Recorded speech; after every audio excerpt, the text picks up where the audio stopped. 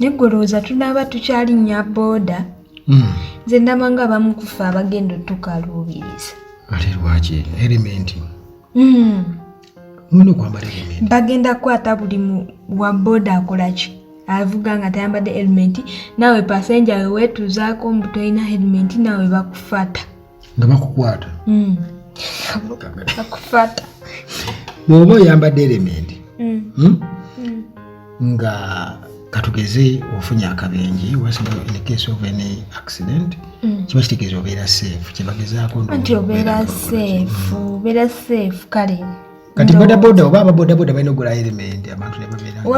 wa boda gwe baba bagamba tokkirizibwa kutambuza musaabaze gula helmet bbiri eyo n'ey'omusaabaze kyovula aba safe boda baneno zino gundi ezo app zayi zikola bulungi bakuwa eyo neyani neyapasenja naye olowooza abantu baagala ozambala anti atayagala olibwa owa boda we bamukwata ng'ayambadde ate ng'alina helmet nga passenger yatayambadde kitegeeza balina kukwata passenger owa boda bakkiriza ogugwe n'agiku abantu baazigaananga nti ziba nkyafu kati oli agula eyiye oli ayinza okujambala muganda naye wali abantu ng'alimu ensekere alina ensekere mu nviiri ensekere ozimanyi alina enkukunyi oluwumu naye kati otambula neeyiyo kale bw'oba osobola okutambula neeyiyo osobola otambula neeyiyo lwakuba nti obuzibu buliwo katugeze ogenda ku deeti okitegeera kale ndowooza bw'oba oguze helmet yo oba olumu kale bw'okolaki bw'okozesa eyo wa boda ng'olaba w'olaga tosobola kubeera naye ogenza okudde tojja ogwirana naga helmet sajjagapirawo nti yono ono abadde ekikakati Directorate spokesperson Mr. Michael Kananura ye yayogedde ensonga ezo era nga bwe bakukwata passenger oba n'owa boda nga toyambadde helmet buli omu fine ya mitwalo gyo ena. Kakibeera eri gwe ogula helmet oba buli okukwata buli bwe bakukwata ng'obawa ekyena. Emitwalo ena kirimu ebifo by'enkoko bimeka ku sigiri zino ezaffe ez'okukkuba. Ekifo kya meka kya 5 si 15 mutwalo gumu ebifi bibiri kale olira golozezaawo kulya emitwalo ine ebifi 8 muganda wange oba okoze loosi nnene nnyo kati tugule helmet egula sente mmeka olowooza si mitwalo era 5 esookerwako ayinza okubeera emitwalo eno oba 5 kale buli asobola bambi fine ya helmet okay fe tukutegeezezza munaffe kakati abawagizi abamu bakomentinga nga bawulira kibaluma babadde bali awo nga tebalaba obufaananyi bwa Kenzo Rema Hamza Nyamu abaana bayombedde mu comment section naye kati ffe temutumazeemu magezi twali twalonda dda side abanyaamu abarema tugamba nga baagala emmugu egende mu maaso bwetu bannayuganda baagala ebyo entalo babuuza abantu mmwe mulina kwenyiigira lwaki ffe tulabisa nti balina kwenyiigira babalabisa nze nabadde ndowooza nti bano ngeri gye bakolaganya mu famire ezikutte family reunion oba get together ki kugambye oba bakole ne swap Nyamu yategese birthday ya Maya ne bagituma Maya 13 na invitinga Rema ne Hamza ne bajja yatwale tulawo nga Kenzo yapostinze okufaananyi ng'era Nyamu ne Rema ng'era agamba we are one family. Kafaananyi gwe wakalabye akafaananyi Rema Nyamu Rema yabadde ndooza nga tuva ku left Rema yabadde asooka Rema Hamza Kenzo Nyamu totandika nze nalabye Hamza yali makati ga Nyamutooro ne gundi ne Rema kati Kenzo ng'asembye eno Rema yadiridde tuve nawo otandise nkugambye naye tebasobola kukola swap ate ffe katubayiteza one family si bwe yatugambye tugabane bagabane nendoza oba Hamza gwe tekikuluma Kenzo n'atwalamu bw'oba Hamza tekikuluma kubanga kati Kenzo waba ali awo akimanya oli ya kati nze kyendowooza nze ndowooza n'okulooza nti Hamza ne Kenzo ne Rema baleka bali bayaganira dda nga Rema ali nani ne Kenzo era kitegeeza n'ennyaamu alabika beeyagala dda ne Kenzo kale tuwaze mix kyolagaga nti bali badde bakolamu ne ku swap. Kakati nga tuvuddemu abawagizi nno si basanyufu. Gwoli kusaide ki? Nze be bamanyi. Tebikwatako. Nange neewunya. Sina kaswala, singa natwala side singa kati. Ebizibu byewammwe. Ate oli kubyamuza Kenzo simanya nange Uganda. Kakati omwana w'omugenzi Tamale Mirundi senior nga ye Tamale Mirundi junior bamukoze eki ab'ekika baba bakuzaalukuse bakikaalukuse ab'ekika bamugoye mu kika bamugoye mu family kubanga bagambye alina kusooka kwetonda ye taata akkiriziganya nakyo gamba bwe yeetondera family kati kwetondera family eyo bwakatikkiro anti mbu bagamba mbu taata we yali ya disrespectinga sima yawo bakatikiro kakati ne bagenda beetonde kati bone beetonda ye n'agamba nti muzunga biki mubugenda okwetonda muzeeyi yali badde ebyetondayo banjino gamugenda kusabiriza ssente naye badde bamugobye mu gundi mu lukiiko olwabadde ekikulu kye nalabye kale bwe bamugoba kati nga Tamale Mirundi junior bamugobera bamuweereza baani mbadde manyi mwana waabwe kati bamutuwa ffeno tumukozesa eki mukozesa eki akuze ekisooka abadde n'ekitaawe nga bakola ebintu ebyo batuuka n'okweyombagana n'ekitaawe ne benyiigira ne bagenda hamu n'abatabaganya oba okitegeera kati bwe batyo bebakuza omwana waabwe oba okitegeera ate ekiteza tekyala Tamale Mirundi yatugamba nti maama we eyali badde jjajja wa junior baamuguliranga bolagi ka 10 keebi ka 2 kawalagi ne bamugamba genda ovume ne bamupangisa nga bamuwadde wiika walagi ka 2 n'agaana avuma oba kitegeera kakati nze ndaba akaze kafiira ku mugomba seera lwaki bano batumalira ebiseera azaala ekibi akikola kyennalabye mu lukiiko lwe bakubye nga bamuyise olwa famire kati olwo bataddeko kamera ku masimu nsuubira okuba oli abasinga nobitegeera ebyo ebya live oba okukwata obutambi kati olwo baagala mbu ayimiire wali yeewombeeke mbu yeetonde kati ng'olwo basindike mbu ku mutimbagano bw'ensi yonna ekoleki so yali badde secret family meeting nga temuli bya kamera oba kitegeera nti gamba oli alya ku social media okusinga bwensuubira era alinako abagoberezi bangi oba kitegeera kati bano baleese embeera yaabwe oba kitegeera kubanga bonze sijja kugamba nti ekintu kyeyakoze kivvi oba si kivvi kubanga famire yaabwe bweto bwetambula Tamale Mirundi bwatyo babadde atambula abadde avuma buli omu abali mu gavumenti abavuma abali mu opposition n'aba bulijjo ng'akola ki ng'avuma era ye ono omwana agamba nti alina kubeera ng'atambulira abo bonna kitabe baatayagala bonna talina kugayinza kwagala yadde n'ogu kati that's the way ngeri gye bafunyemu ssente Tamale Mirundi engeri gyagaggawazaamu mu mbeera efaanagana ku bwetu kati nze ekyo ndaba kintu kyabwe kakati mu nsonga ng'eyo Bruno K yavuddeyo banga amudifendinga kozi yapositinze ku Facebook ye ng'agamba nti aba family wa ekitiibwa oyo wa family eyeewa ekitiibwa kuba baba family ojja beeteekako be bamu wakulaba oli successful yagenda yazungira mu masabo okusiraanya be bakolimira wa ekitiibwa oyo akola ki akuyisa obulungi era nze kingamba ekyo okiraba okwongereza ku ekyo kya Bruno K kale ebyabaddewo byonna bya buseefufu bwa mpisa ne Tamale Mirundi byonna byakola nga bya buseefufu bwa mpisa naye yatugulira background gye yakola ki naye omuntu eyamuzaala oba kitegeera bw'atyo bwabadde ne junior nga batambula okimanyi twali omuntu ayinza okuzaala engo oba omusota tobiwulirangako nti gundi yazadde omusota kitegeeza nti oli aba afuuse mwana wammwe mu famire kati bakitwale nti bazaala Mirundi era Mirundi atagenda kufa nga bugenda akaze kafiira ku mugumba bakkirize nti junior mwana waabwe kati bamugoba mu kika bamusindikewa tumuteeke mu kikaaki babeera omuntu okay nze kyeneebuuza kyogamba nti kali bakuliriza kali yes bakuliriza katugeze oba kabaka oba Buganda kyogamba nti gwe osobola okwagala kabaka osinga omwana wo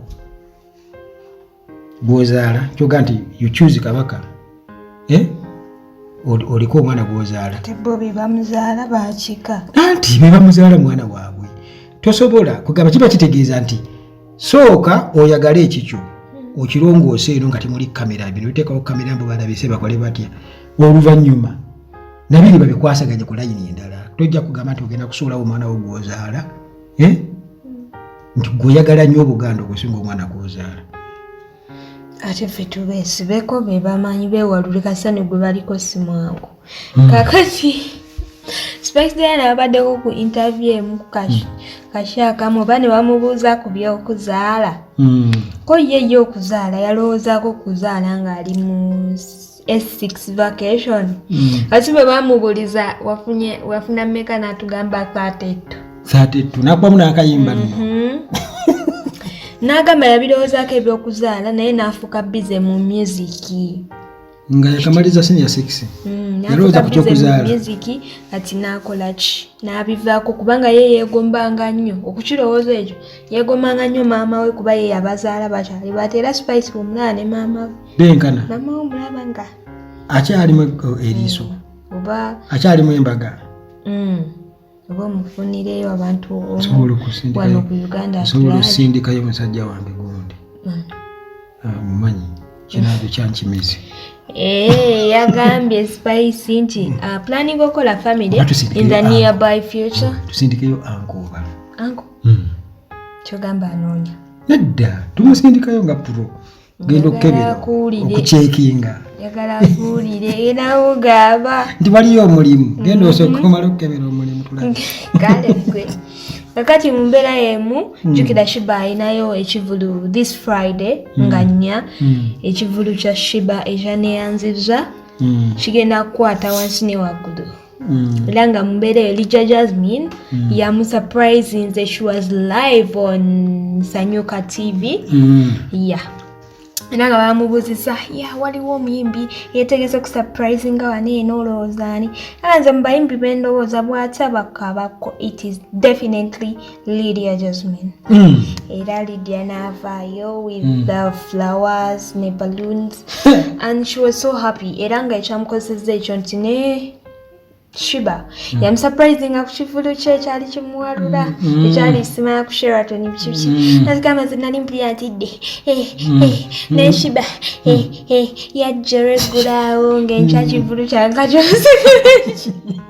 engeri gye yali ayogeramu mbu yajja bambi n'amusurprisingako olwo kati kyova olaba naye yasazeewo akole ki amubeereremu mu mbeera ng'eyo bawunye kabako n'atagenda kabako n'atajja kusurprise surprise ya kabaka ayinza okuba enzibumu kubanga ayinza okukyankalanyaawo mama kalimunda soka n'ayambula mu essaati awo n'asooka yeetooloola kabaka alina energy bannange nali simanyi nti aza n'okugejja naye nagezegezeemu ku maanyi gaakozesa kabaka lwakuba kabaka olw'omusange naye n'abeera happy nabeera happy ye kakati agamawulire gamaze ndeetaaga ennaku bagamba gamaze simanyi Luganda lwoze Luganda lwo eri munja kujano nkole shoka ya luzungu genda Luganda amulire gamaze tugende kumalala kale agalala gatandike nvaako tonsesa wamma amawulire agamu gannaku bambi waliwo omukyala yasangiddwa ng'attiddwa mukyala kyoyo mukyala yategerekeseeko aga Agnes Nantungu yabadde bagamba yabadde ajoginga yabadde akola dduyiro weyavugwiridde ku bazigo saidi z'ekiraka kwagenda bridge ne bamutwe wano Michael kwagenda omanyewo kwagenda waliwo kwagenda awo oba ovudde enaali omanyewo kati bwoba ovudde enaali nga ogende weyogerere nagamba nze manyi nateete manyi kumwenda manyi newaffe ewammwe kozi gyobeera manyi Okay. Kakati awo era olintwala mu kibuga onsiba kuno ku lusaati waliwo abasajja olwedde wano abaladde waba wali aliyo ng'asobola okuntwala katuwantuwalinga buli wamu ajje bali olwedde nze nize bulinzi wano bayini boxing ku WhatsApp bagambe nti registration fee wadde ki share nyiza okumalaga kwaibwe ntyo nsooka kumugamba registration fee teekako ssente ate sikusalira ssente tuli mawulire gannaku gwe wulira byoko okay bambi omukyalo oyo kwagenda obwo bovudde enaalya kulonda about eyo ku flyover eyo kakati bw'ogenda mu maaso awo waliwo flyover oba yakedde nnyo kati omukyalo oyo awo bwe bamukubidde mbw akatayimbwa naye bamanya gaadi tegannategerekeka kitaawe kyategese naye era wenaalya saidi bagenda muzirikawa era si kumpi bagenda saidi ze Wakiseeno bwenawulidde tebanategeera bamuse mu mawulire amala ag'ennaku abannayuganda balala 5 yabadde akola mulimu ki omukyalo we okay they died in the Lake Victoria by drowning boat accident ku Lake Victoria nga kigambwa ashirayika eryato libabaddeko lyabadde lirina mechanical issues babaddeko abantu 8 naye 3 mukama yababiseka akasubi they survived naye 5 bakoze nawuliddeko nga baga nti eryato eryo lyabadde lyakava okukanikibwa we lyabadde liri ku kizinga ekimu lirabika ndowooza lyazzeemu ne lifuna obuzibu naye kati teeberezaamu nze nsuubira okuba nga yingini z'amaato ago ziba nfu kati eyina kubaako wetu standard abakola ku standard y'amaato nze nga balina okubaako yingini ze batakkiriza nti kati naye era abantu ababeera ku maato you use those whatever nze tukula basaagala ennyanja bagamba nti life jacket olaba abamanyi life jackets nenkubulire abantu bakulaga nti bamanyire amazzi atuula mulyato atalina life jacket alaba eryato likubyeko liti temundeka nange temundeka ne balituulamu eryato nga libimbye liti n'ebintu ebiriko talina life jacket mubireke walabeka eryato libatisa akabindo ate nali mama gwe bali abantu balina emitima ne bagenda noga abantu bagenda kutuuka nali nyaku naye saalinyere eryakabindo nali nyaku ku lyato ate neryenkasi bakuva lyayingi neryenkasi nali ndirinyi bali kati mwe kuba enkasi amayengo g'ennyanja kuba enkasi ebyo bya primary byebabeera naye munnange kitalo nnyo kugamba kulagajalira obulamu kintu kimenya ab'obuyondo bakuba ab'obutayimba bakuba ate n'obulamu tubulagajalire temwagala kwambala elementi muwoza simanyambu bukyafu bagenda bannange omwaka guggwako ba sweet anti mwekuuma obulamu bwammwe mutuleka ffe ab'enganda zammwe nga tukaaba naye nga mwe mulagajalidde kati nekyo kikyali awo ekyo kikyali awo ndowooza tumaliriza nti abantu balina okwegendereza bodaboda ze balinnya aba bodaboda ennaku zino akuteeka ku bodaboda nze ngamba buli muntu yalifunye owa boda nga yoyo ali specific bekyandibadde kubanga owa bodaboda abaliko ne bakolagana nabo wano waliwo gayi Sengule oba 2022 oba 2020 bamuta owa Sengule bamukuba wano ebwayise ala ebwayise oli yamujja oba Kaleebe